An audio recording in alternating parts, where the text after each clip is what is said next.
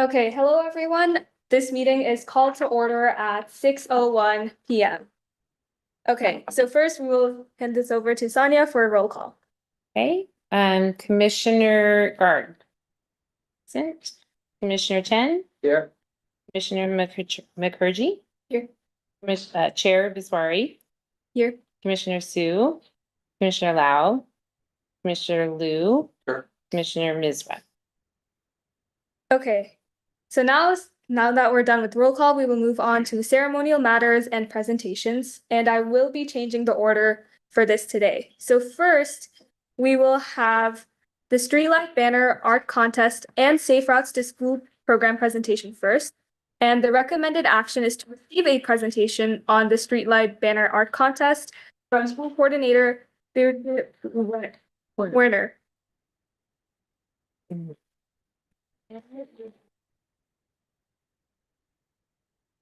Thank you for having me here to talk about the banner contest and safe routes in general.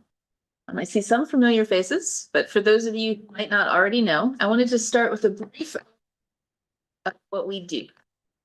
Our mission is to create a safer environment for students and families to travel to and from school actively. And active transportation, of course, is something that requires muscle power instead of engine power. So walking, biking, scootering, skateboarding, dog sledding would count if we had stuff. So you name it, that's active transportation.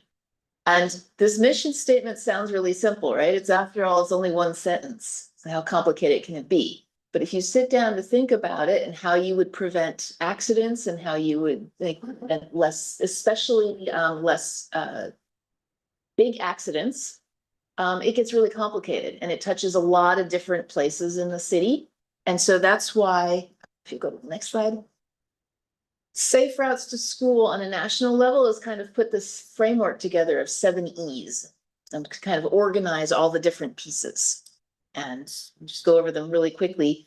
Engineering, this one's pretty obvious, right? Everything from fixing a pothole to maybe changing some street time, the red light timing so that bikes can get through, to maybe actually fixing the way a street is done so that the bike lane doesn't get cut off by the cars, right? So a little bit of everything there. Education is what we focus on a lot since, in my humble opinion, there's a gap in the school curriculum here. Right? The schools teach you all kinds of math and English and art and all kinds of really good things, but they don't teach you how to get to school. So that's where we step in. We have education programs at the kindergarten and 2nd grade level for pedestrian education, and then at the 4th and middle school levels for bike education. Encouragement is getting kids to try walking and biking to school, to try getting out of their car, whether that's the first time they've ever done it and try it once, or whether it's celebrating that this family always walks and bikes and they've done it every single day this year, kind of like one of those absentee things in elementary school, right? Where you're like, you haven't been absent a single day. You bike to school every single day this year. That's amazing. Equity is a force. It's not, luckily for us, it's not as big of an issue here in Cupertino, but making sure that it's not just the people who have the time and money to do the extra classes that get the classes. So that's a piece of that. Enforcement is working with the sheriff's office, and they don't like to cite teenagers, but sometimes that's what you have to do, right? So you can get a ticket for riding with your helmet on your handlebars instead of on your head.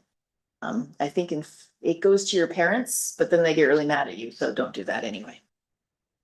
Evaluation is how we figure out how we're doing, right? So we take the student travel tallies that hopefully your teachers have all asked you, how did you get to school today? And you raise your hand. And we do other things as well. The parent survey that we did a couple of years ago, and just data collection to see how well things are going.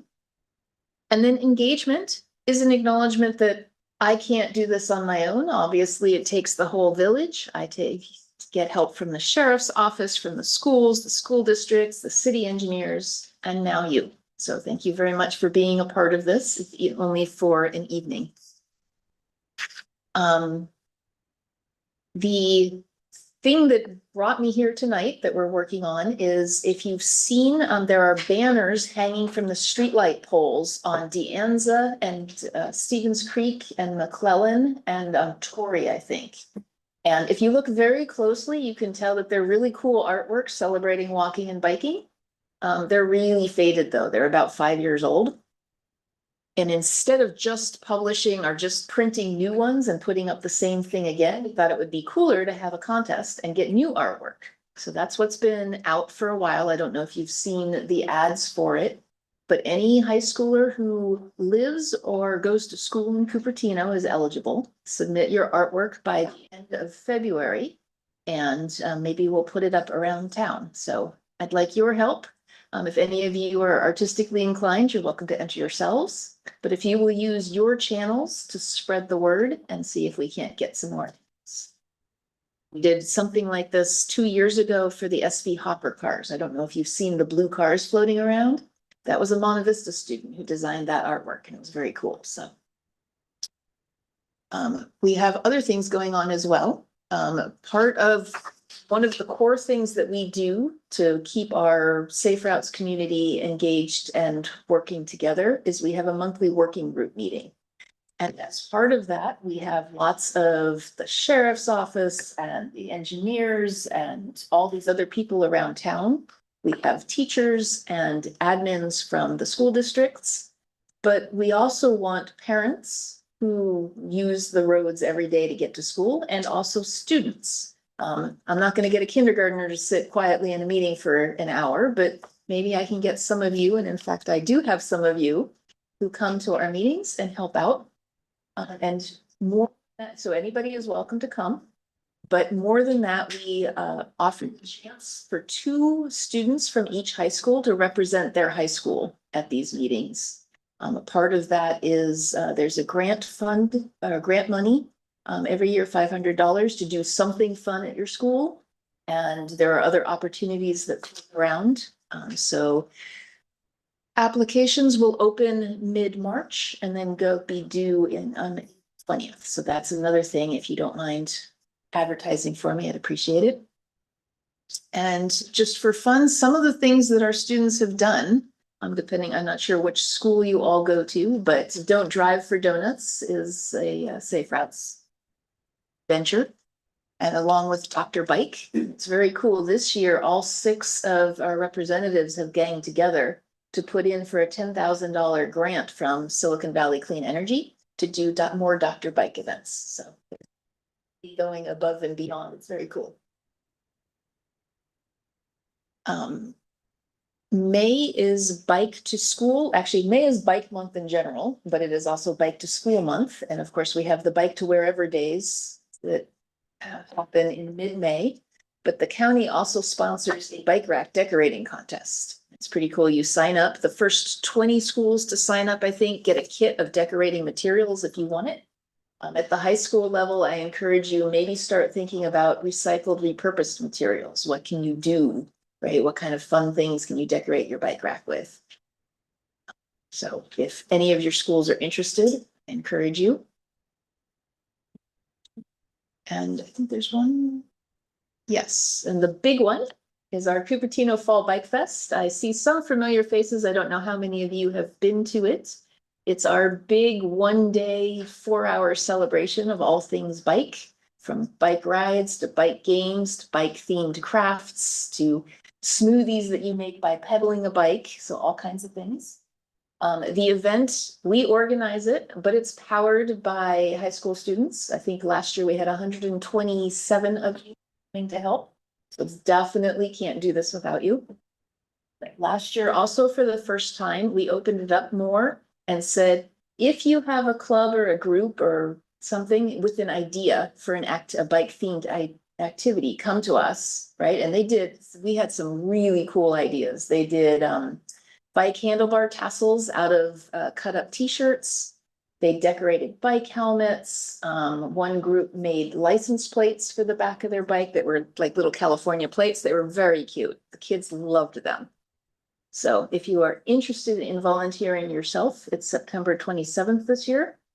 And we always put out the call for volunteers about as soon as school starts. But looking for that. And then if you know of groups or clubs that might be interested in sponsoring an activity, I'm very interested to talk to people. So thank you. And if you had any questions. Okay, thank you for your presentation. So just before we move on, do we have any questions from the commission? Do we have any public comments? Any comments from the commission? Thank you so much for your presentation.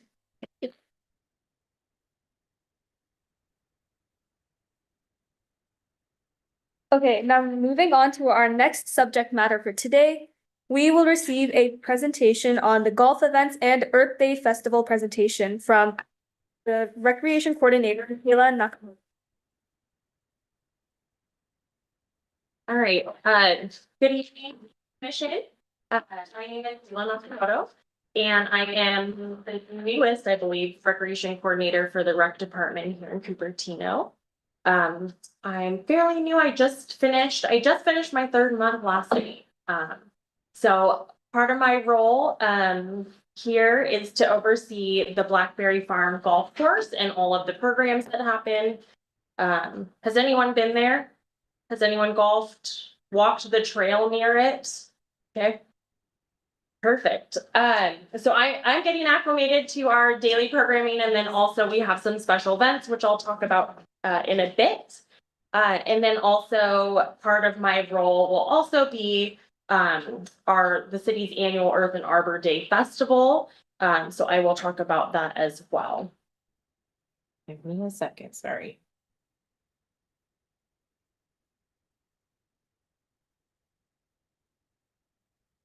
It's at a bad rate, so. Okay. You ready for first screen? There. Yeah, perfect, thank you. So for events, so we, at the golf course, there's tee times every single day. I think we, actually, no, we operate 304 days out of the year. And so there are tee times any day. However, our specific upcoming, Glow program events are, we have our Glow Night Golf event. So that's gonna be coming up on Friday, February 28th. And that is a 5 p.m. check-in. It goes from 5:30 to 7:30 p.m. There is a cost to this, so it's $35 if you're a resident, or $42 if you're non-resident. You can sign up. It's gonna be a shotgun start, so those of you that golf, it just means that teams of four will start at each hole, all at the same time, so we can finish at the same time. This is pretty cool. I was not a big golfer until the pandemic, and that was the only activity I think I could do outside my home. So I find this, it could be all levels. You do need to be 16 years old to register. However, if you are 15, we are allowing that with a parent or an adult who is playing with you. You also don't need to have your own golf clubs. You can rent them from the pro shop, so that's nice. And then the unique and fun experience piece of this is that it's not often that you get to golf at night, as I'm sure you can imagine. But this event, we use an LED glow golf ball. So it's on for 10 minutes, and that's just enough time for you to hit it, tee off, and continue to play. So that's a lot of fun. Next we have our spring swing scramble. So this one is really open to families. It is 5+, so you can see the age range, or the minimum age range is a lot less. This will be on Saturday, March 22nd. This is a 10 a.m. to noon event. So again, there's a fee to this. It is $36 for residents, $43 for non-residents. And similar to our Glow Night Golf event, it's gonna be set up, well, Scramble is a type of tournament, so this will be a shotgun start as well. And this one has prizes.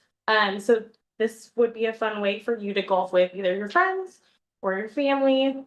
And you don't need to have all four to register as a team. So if you only have 2 or 3, we'll pair people up together. Thank you. Okay, so how can you get involved? So if you could please help us share this out with your schools. If anyone's on a golf team or I don't know if there's a golf club at your schools. If you know a neighbor who enjoys golfing, I know that there's a lot of my parents are retired and my dad has taken up golfing, and this would be something that would be great for him. So just to give you some ideas there, it could be friends, family, neighbors, but just helping us share the word.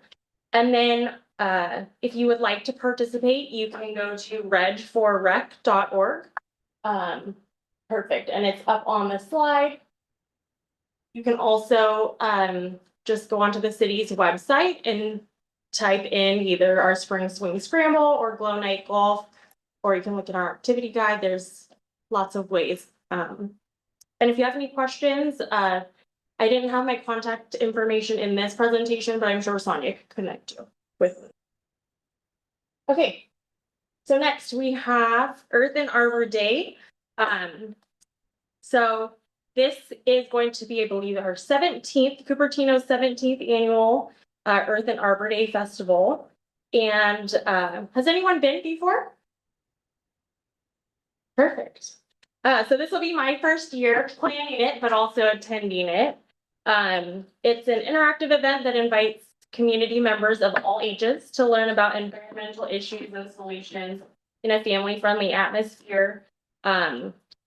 This is a free event. It's focused on zero waste.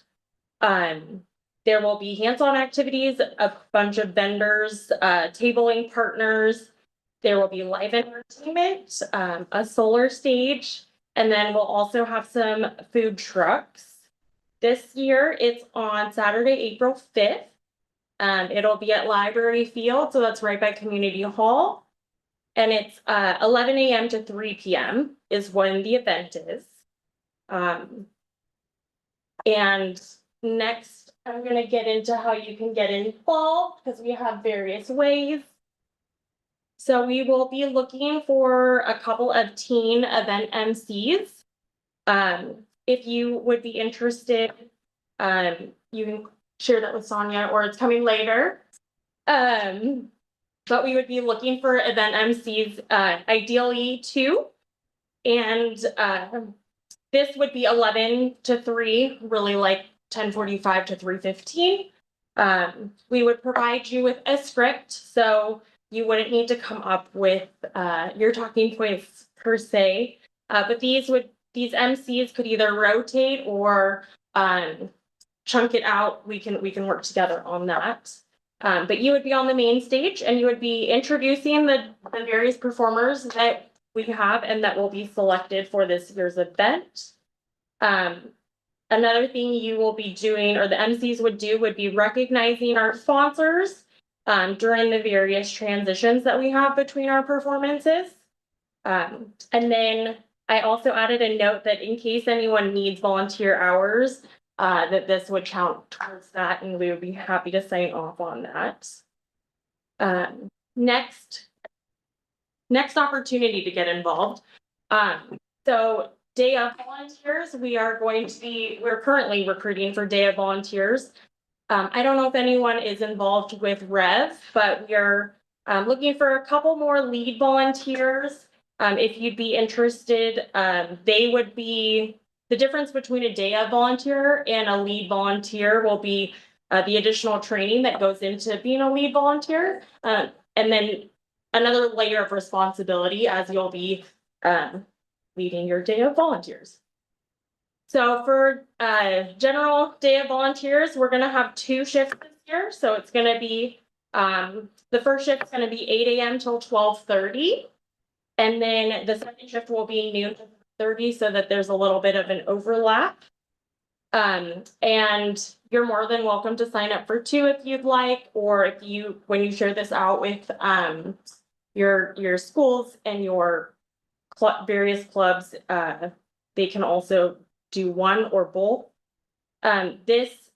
We're gonna take registration all the way to the event, but ideally we'd like to have everyone registered by the 26th of March. And that's because there's going to be a meeting on the 27th, meeting training. And then last I have is to share, so sharing our outreach. We have different vendors that can register, so this could be different businesses, nonprofits. If you have a school or a club that would be interested in registering, registration is also on the city's website. And this is not up here, but it's, oh yes, it is at the bottom. It's cupertino.gov/Earth Day. You can find all of our information there. But registration for that is open until March 7th. So they'll want to get in there. And then if you can share again on the volunteers. And then last but not least is community members who might want to attend. So if you have, again, it can be all ages, it can be Cupertino residents and non-residents. So it's not limited to that. And that's all I have on that. We will be sharing, our flyer is getting finalized. And so that will go out on our recreation social media accounts, and then also the city will share it. This concludes all of that I have for you guys. Does anyone have any questions? Yes, thank you so much. So does anyone from the commission have any questions? No. Do we have any public comments? Yes. Right, well, saying, mentioned how it's gonna be at night, is it gonna be limited? Are you gonna be able to see the green and like the post for you to hit the ball? That's a great question. So we have lights on the tee boxes, so they're little, well, they're light stakes. So we have all sorts of lights that will be illuminating the tee box, each of the holes, so you know where you're going on the course. And then also, instead of having a traditional flag in the pin, it would be a light up pole. So does that answer? Yes. Okay. Do we have any other public comments? No. Do we have any last comments from the commission? Okay. Thank you so much for your presentation.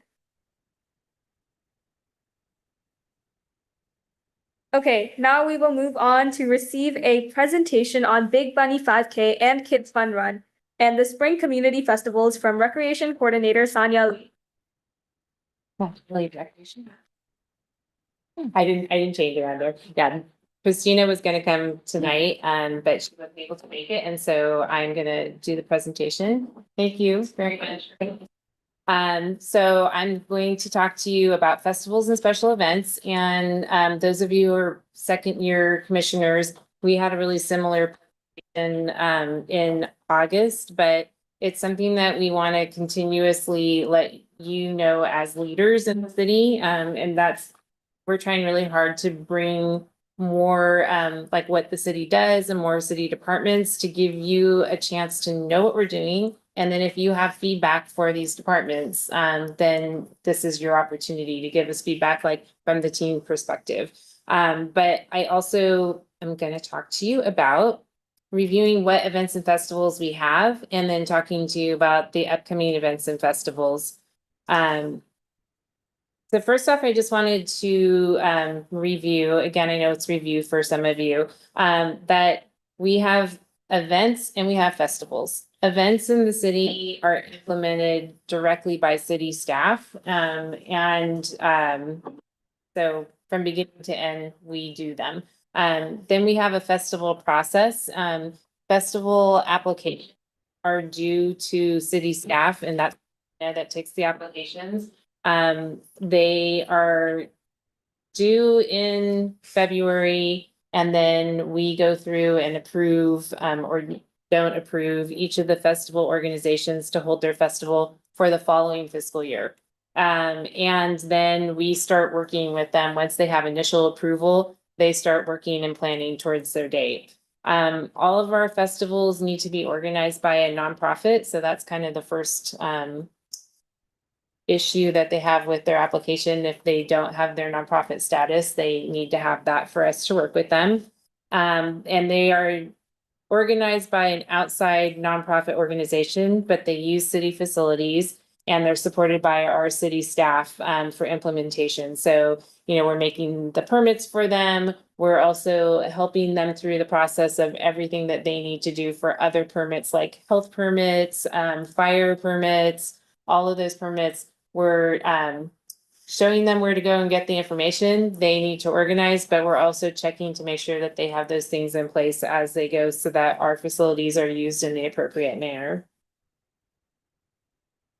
Okay, citywide events, back to events, are generally open to the public to participate either as a free or a paid event. I just thought I'd kind of give a different perspective. We usually just kind of throw out like, these are all the events we do, but this time I organize them by paid events. And so we try to be in our paid events as close as we can to having those events be self-supporting so that we can continue to offer them. It's not just something straight out of the general fund to provide to the community. So Big Bunny is our first. We were hearing a lot about that, and I'll give you more information about that coming up. Camp Out during the summer, that is a paid event, and I think most of you know that's an overnight for families to come and camp out. Monster Mash, which a lot of you participated in, a big event. It has been oversold the last 3 years, and we serve a lot of people there. About 200 registered children, and then when they bring their parents and grandparents for each registered kid, we end up probably serving closer to 500 to 600 at that event. Breakfast with Santa is about 300 people, then that's a paid event. Pooch Plunge, I don't have the numbers for that because that's out of the corridor, but it's a really popular event and it always oversells. And Signy Santa, a little bit lower participation because that's a very targeted audience that we're serving with deaf children who have an opportunity to sign actually with a Santa Claus. And then we just had our Sweetheart Social.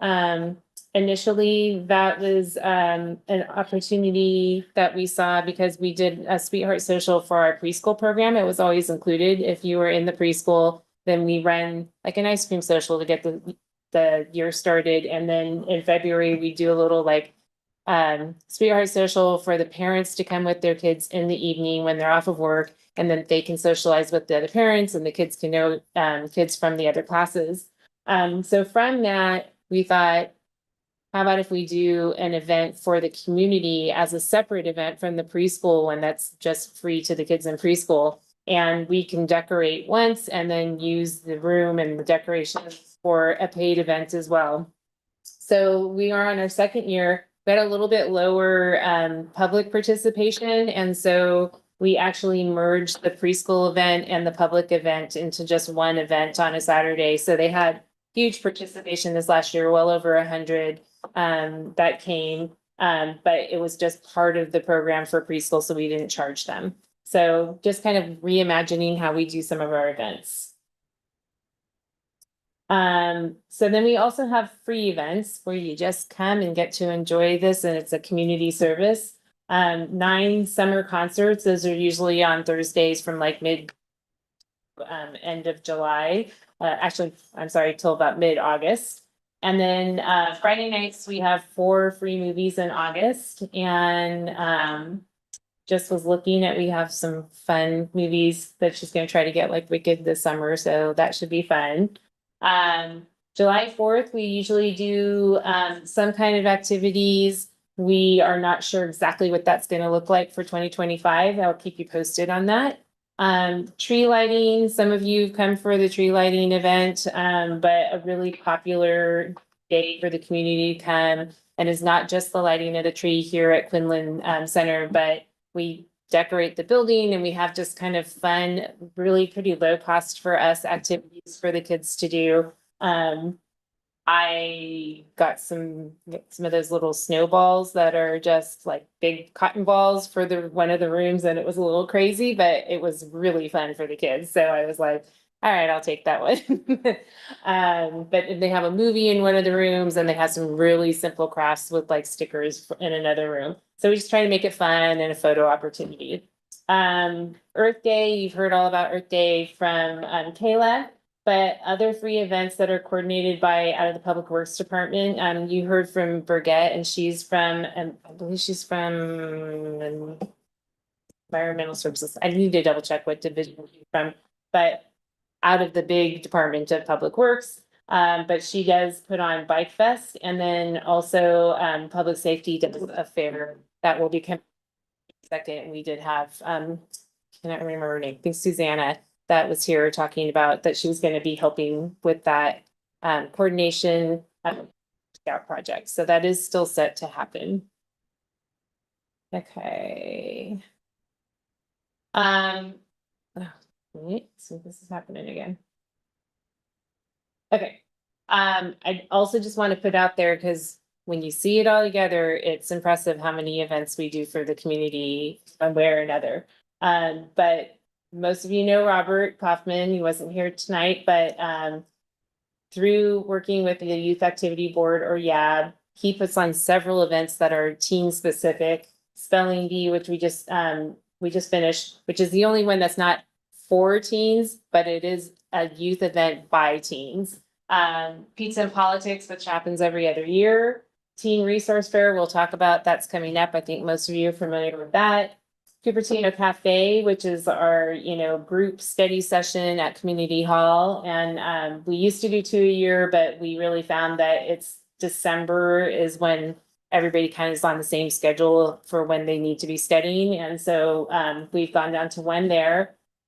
Movie nights, and then he usually tries to do some kind of fun kickoff or end of the year event, and he works directly with YAB to determine what that's going to be. And then speaker series, which we brought to you and got some priority lists. So he's going to be looking at if he can get any of those going in the next year. So we are taking your feedback constantly on these items, and this is particularly where we like to get your feedback. So we bring them to you a lot to kind of make sure you know what we're offering and to be able to give us feedback. Other program level events, just to give you an idea, we're not done yet doing events, but we have Hidden Treasures at our senior center, and I think we've had our senior center manager come in to talk to you about that. But it is like a kind of like a flea market, but run through the senior center, and that the money raised goes back to help with senior services. They do movies regularly at the senior center. They have a major health expo, and they do birthday bashes every month. We'll kind of celebrate everybody whose birthday is in this month, and then they have these really great themes. They're super fun.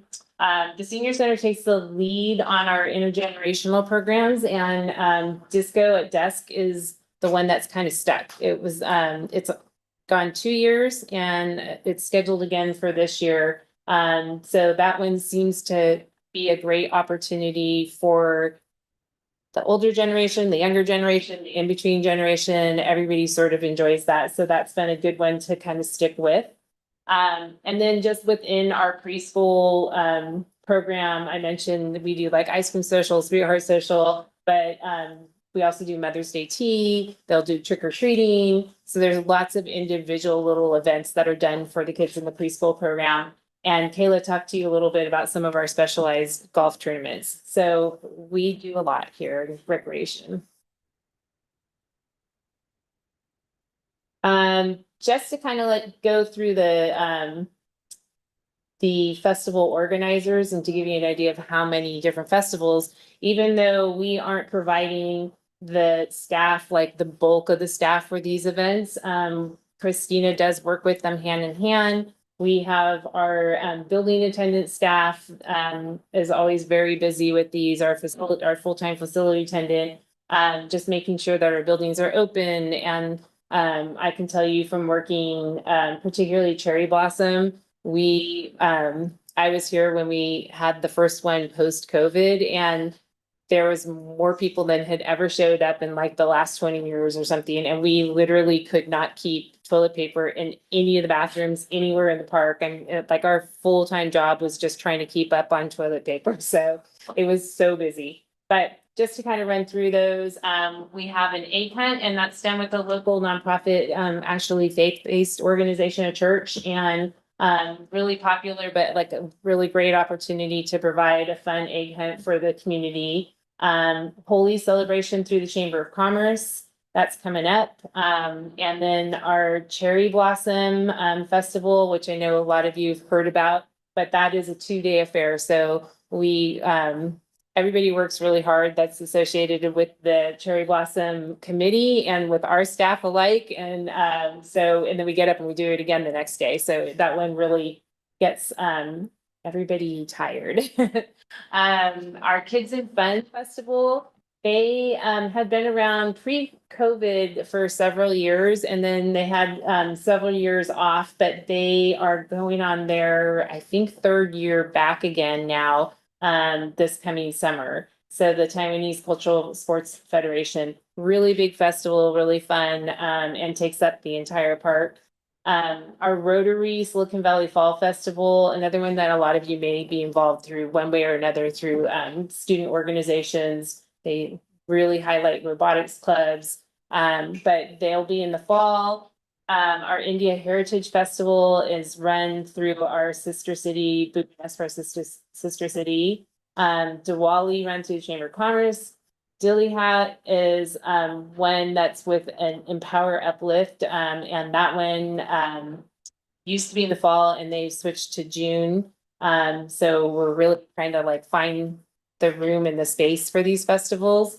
And just to add, they're all held at Memorial Park, and so when it's like weekend after weekend, we really have to kind of be careful when we're setting up the calendar to give a break for the grass and for the facilities to kind of recover in between. So we try our best to have a 2-week break in between festivals, but that less and less, and things are getting really crowded. So we have to consider all of that when we're looking at the festivals. And when that's not technically an outside festival, but they go through the same process is the Ikebana show, and that happens every other year. And this is an on year in the spring. I gotta look up the date. They used to be in the fall, so I'm a little confused actually. But they are back this year. So all of those on top of the ones that are run by staff, again, we're doing a lot of events. Okay, just getting back to you and bringing this back, like we use volunteers, and that has been where we are trying every way possible to kind of answer the call that we've heard is to have more volunteer opportunity within the city. Knowing that a lot of people in high school are looking for things that they can point to on their college applications to show that you've been leaders and you've put back into your community.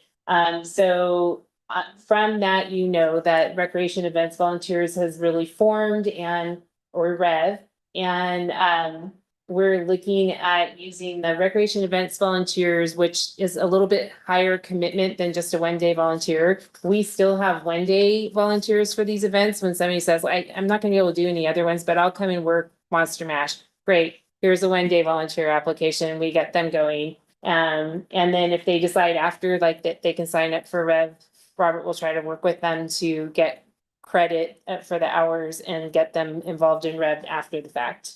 But Rev started this within the last fiscal year. And so since August 2024, Rev volunteers have worked Monster Mash, tree lighting, breakfast with Santa, signing Santa, and the Sweetheart Social. And then our next big event for Rev is Big Bunny. One thing that we figured out, we had to change Big Bunny because April is such a busy month for us between festivals and other events.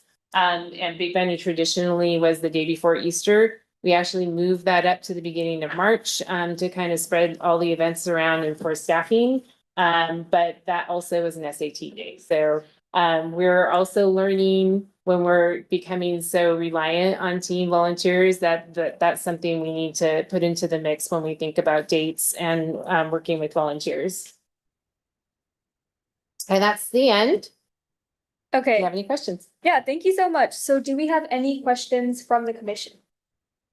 When you were going through your list of all the festivals, the only one that I didn't recognize was Dilly Hut, and I was wondering what is that? Dilihat? Yeah. It's a Indian Heritage Festival. I mean, the other one's called Indian Heritage Yes. Festival, but it's just celebrating Indian culture, has lots of with saris and like a lot of really fun vendors. Cool. Yeah, I just never heard of it, so I was interested. Yeah, it's very similar to Diwali if you've been to that event. Yeah. Do we have any other questions from the commission? Okay, do we have any public comments? Yes. I had one question. You mentioned how you need time for the grass to recover. For the park, they couldn't, I was just wondering, couldn't you like go to some other park for the dance movement? That's a really good question. We tend to have them here because almost all of the festivals need the support of the buildings. And we don't have the same situation with buildings and bathrooms at any other park. So not as much room, and like some of them really like to be by Stevens Creek. The festivals tend to want to be here. So not really, because it's not the same kind of venue for them. Could you just put it up, like, we want to- and then But most of them are, most of the festivals, the participation rents be, 1,000, 2,000, 5,000. So yeah, it's well beyond. Usually those rooms are open for like cherry blossom. This entire building is open and it's standing. So, and we have this building and the senior center, just to give you an idea of the scope. I think that first one back, if I remember correctly, they had something like 14 to 15,000 they estimated that came over the weekend. So yeah. Okay, do we have any other comments from the public? Do we have any last comments from the commission? No, okay, thank you so much.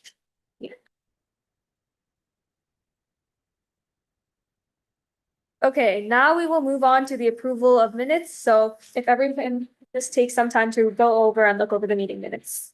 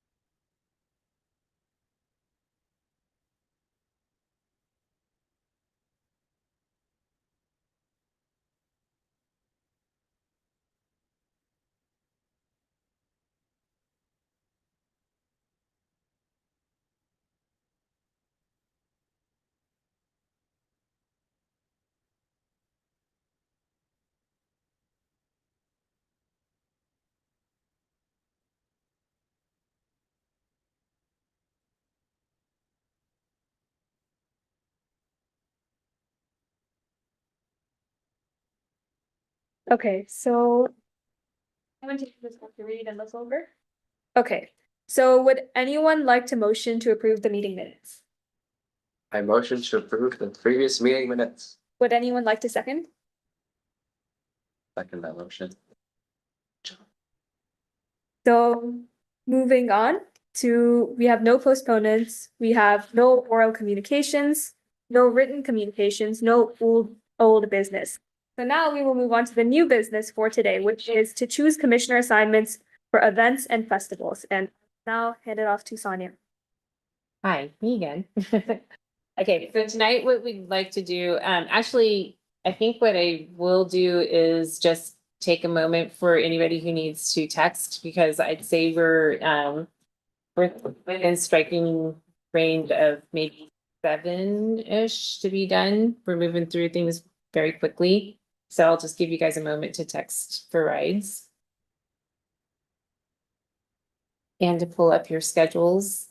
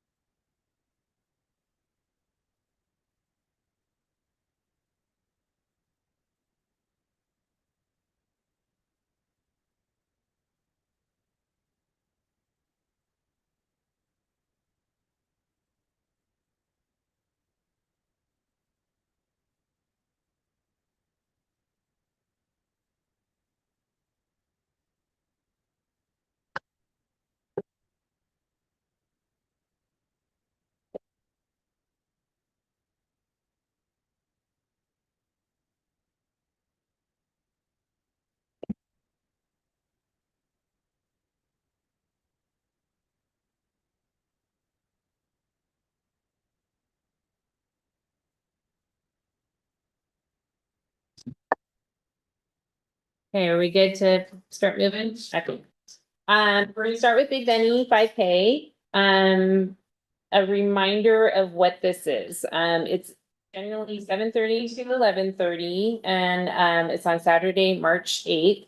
And we're looking for 2 MCs for the event. What that will entail. We will start the day very early. We'll get the gay system going very early. And you'll be up on stage right on Torrey Avenue in front of Community Hall. And starting about a half an hour before, we start having set messages that we want to go out to the people as they're arriving. Don't forget to pick up your packet. We're gonna have you line up on the street, all of that. So you have kind of set messages. Then you'll start the event. You'll do the countdown, you'll start the event. And once the event is going, the runners go out. And when they come back, you're also going to cheer in the people as they come back and encourage the crowd there to cheer them in. And then let's see, when we get everybody back in, we have a little time in between. Kids Fun Run happens. You don't have to do the Kids Fun Run because we usually don't have time to get you over there. So you'll stay on the main stage. But then we will have the award ceremony. And Shivika, remind me, we had you announce the winners, correct? Yes, me and Danica. Okay, I just wasn't sure if we had you guys announce the winners, and then if we have any dignitaries there, then they usually put the medals on the finishing winners. And we have a bunch of different age groups that people can win in. And so they'll put the first, second, and third place medals on them, and you run the award ceremony. And then we're usually wrapped up probably realistically closer to 11, but I put 11:30 just in case things run late. So if I have more people interested than two, then Robert and I are going to sit down and go through all of the events, and then we'll let you know who we assign for the roles. So if I can get a show of hands of who is interested in Big Benny for MC. Sorry, what's the date? What's the date again? March. Okay, so I've got Shivika, Chelsea. Okay. Just you? Okay. All right. Then I'm gonna lock both of you in to be the MCs for Big Benny. Thank you very much. You know that we'll be in contact a little bit more. I already have the script printed out and in the bin for you, so you don't have to look it up on your phone. Okay. Teen Resource Fair. This is on March 15th, and it's going to be at Main Street. The actual event is 12 to 3, but our shifts for teen commissioners is going to be 12 to 1:45. We want 2 people, and then 3:15, we want 2 people. Your role there is going to be being at a table and talking to any teams that are interested in volunteer opportunity about your role on commission, what that's like, what the process is, and any that were there last year could probably speak to the kinds of questions you were getting, but doing what you do, just being very public and getting out there and talking to other teams. So we're looking for 4 volunteers, and this one I would say is one that we really want teen commissioners to be there. The other ones I've been kind of looking for opportunities to get teen commission more involved as MCs. But this one is kind of at the core of what you do. So we would like to have as many of you as possible there to represent. Okay, so I see everybody except for Chelsea and Ishri, right? Okay. Who not? Okay, so This is what, March 15th? this is March 15th, and then I might as well get right now. How about for the first shift, timing wise, if that's like important to anybody? Doesn't matter, I can do both. Yeah. Okay, everybody's pretty open. Okay, so I'll just, you could do just the first shift? Yes.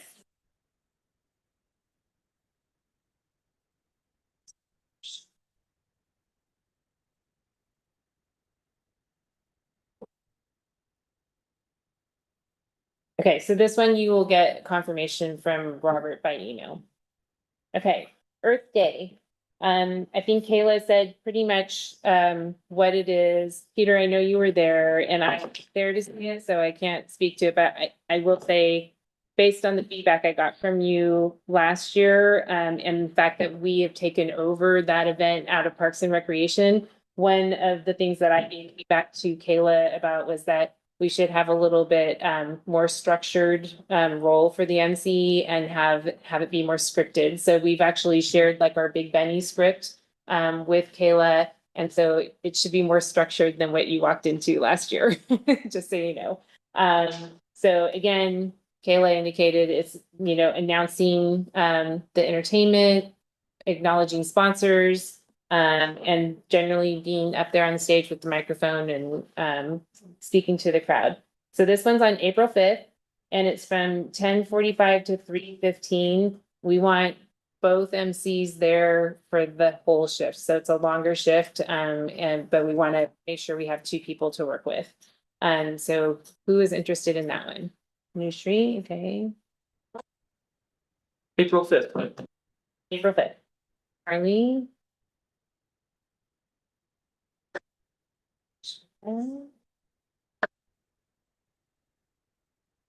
Okay, they, Nushree, Harley, and Shivika, correct? Okay. All right, so we'll make a call on that and we'll let you know. Okay, Pack Cupertino, I know Robert's talked to you about that. That will be on Saturday, the 13th. For some reason, I feel like it's Saturday, the 12th, but I have 13th written down, so that could be wrong. But it's overnight, Saturday to Sunday, that weekend. Pardon? 12th of April, right? Is it the 12th of April is Saturday? Yeah, I had a feeling because, okay, so it's Saturday, the 12th, and then, that goes to Sunday, the 13th. And, so, but the actual role, I see where he messed up on the information. Okay, so it's Sunday, the 13th. He's looking for 2 judges and the time frame would be 7:30 to 10:30 a.m. So it is actually the 13th. And if you have the experience, he's also looking for mentors and people for the workshop. So that would be, he would probably contact you and make sure you have the right experience and if he had the need there. He also made a note, anyone interested needs to have a CS background. Okay, so, all right, so, but we are looking for 2 teen commission judges. Do I have interest there? Okay, so. Donna. Nushree. Saco Southern is not good enough. I did a tournament that weekend. Okay, I'll fly. of the 4 of you, does anybody also have an interest being a mentor or leading a workshop?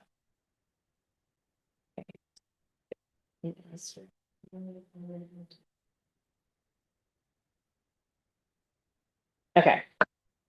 All right. I think that's all that we have, which is a lot.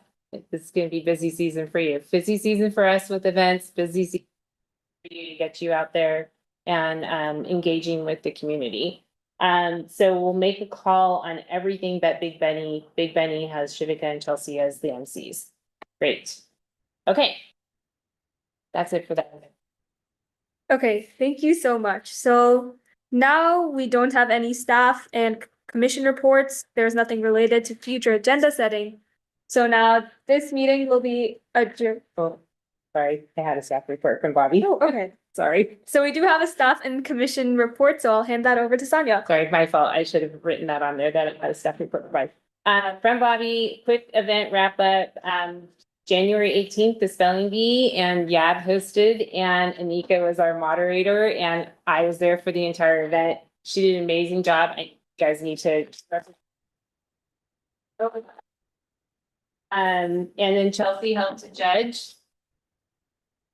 And we had 35 spellers total. I've seen the last 3, I think, and this one was like perfect. And Robert could not be there, and he kind of like really left it in Gab's hands, and moderating, judging was truly a team event run by youth, and I was just so impressed. So kudos to you.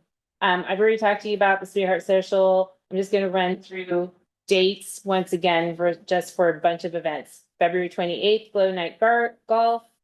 March 8th, Big Meet. March 15th, Teen Resource Fair. March 22nd, Spring Swing Scramble. March 29th, Pooch Plunge.